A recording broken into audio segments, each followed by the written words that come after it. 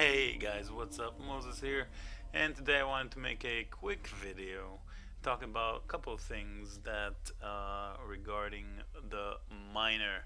First and foremost, a couple of items that came in. Um, Quite a long time ago, we had the Long Winter jewel added to the game. It was in Abyss League when it first started out, so I wanted to talk about it. A lot of people keep asking me, so I feel it's time I said a couple of things about this jewel. Now, I don't particularly think this jewel is worth the investment. It will give you the conversion, but you will have to commit two in order to get the full conversion. As you guys know, Glacial Cascade converts 60% of physical into cold, and you want that additional 40%. Now, an easy way to do it is simply get yourself a physical to lightning gem.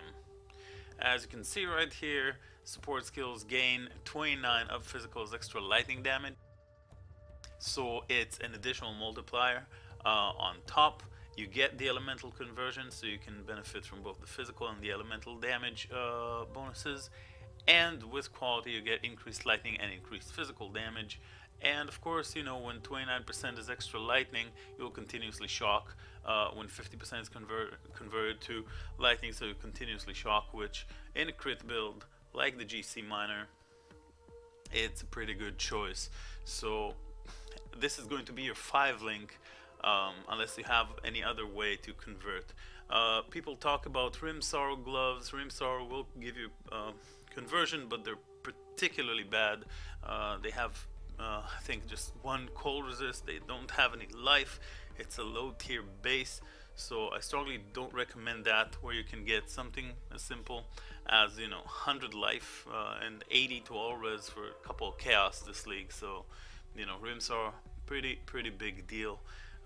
You know, my life pool right now stands on 5 point, yeah, so it's like 200 and something, almost 300 more to life. So it's not something you want to give up just for the conversion. And yeah, so Long Winter, again, you have to commit 2 jewels. That's 4 skill points. And the alternative, you know, of course, you can get a lot more damage and potentially even life.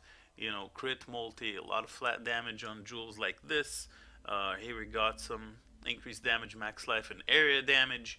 You know, so excellent you know, stat that we're getting for our miner, but we don't get if we choose to go with the Long Winter. Again, 2 jewels, just a conversion, you can just simply get it with physical to lightning. I don't recommend going this way. Of course, having that said, feel free. There's some couple, I don't know, I heard there was a bug, couple of bugged Long Winter that, you know, keep bursting or whatever. There was some sort of an exploit going on with these jewels. I hope they fixed it.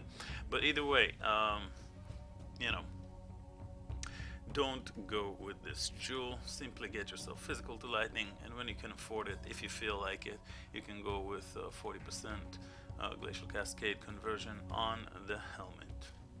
Alright, now second thing, regarding Carcass Jack, I believe is no longer the best in slot for this build, as many other chests just became kind of like nullified by this Loreweave chest. Now, when it comes to Carcass Jack, its main benefits is a little bit of life, a little bit of resists, you know, had as well 20% area of effect and 40 to 50 area damage. 40 to 50% area damage. Now, here we got Loreweave. If you guys don't know about this chest, you vendor 60 unique rings. I don't have 60, but I'm collecting them. When you vendor 60 unique rings, fill up your inventory. It's exactly 60 slots in this inventory. You will then get a 6-socketed, see, that's the first line, it says has 6 socket Loreweave. Now this chest is absolutely insane. You know, it's in my opinion pretty broken, pretty busted, but let's go over the stats.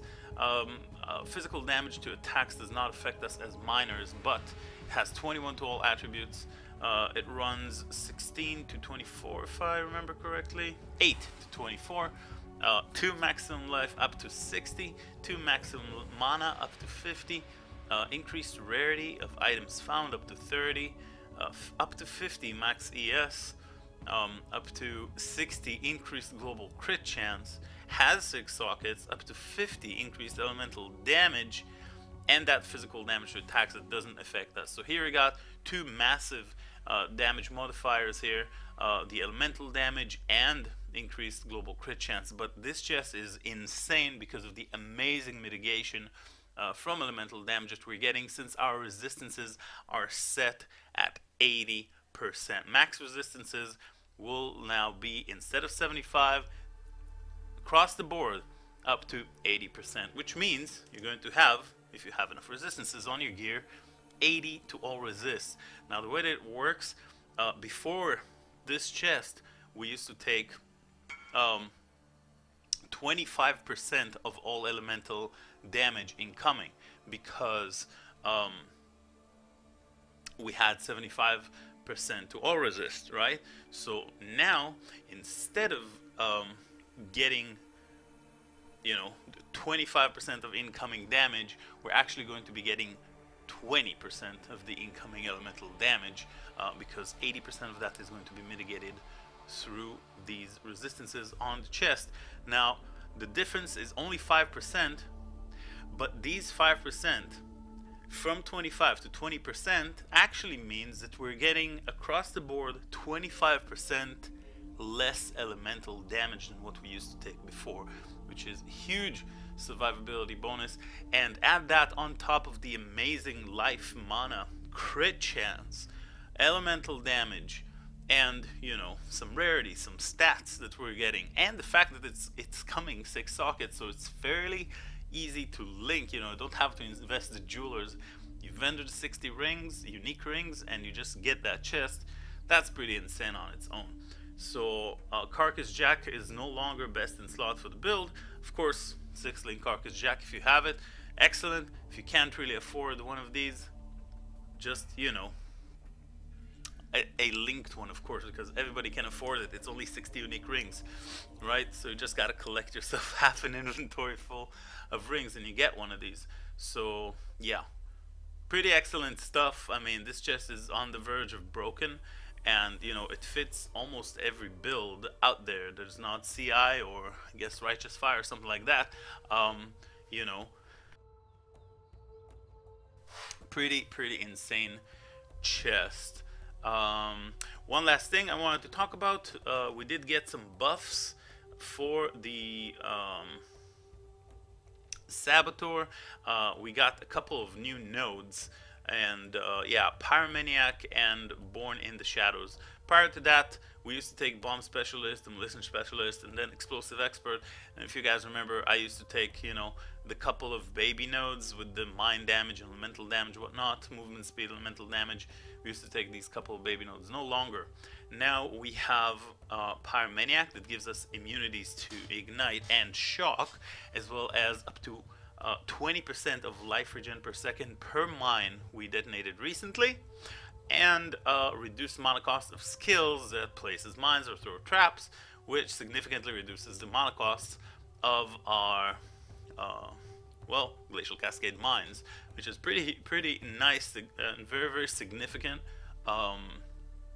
quality of life change for the miner. As well, on top of that, you can choose to go with Born in the Shadow, which creates an aura that nearby enemies are blinded, which is pretty huge, because blinded enemies means that they're only going to hit you half of the time, because their chance to hit is halved.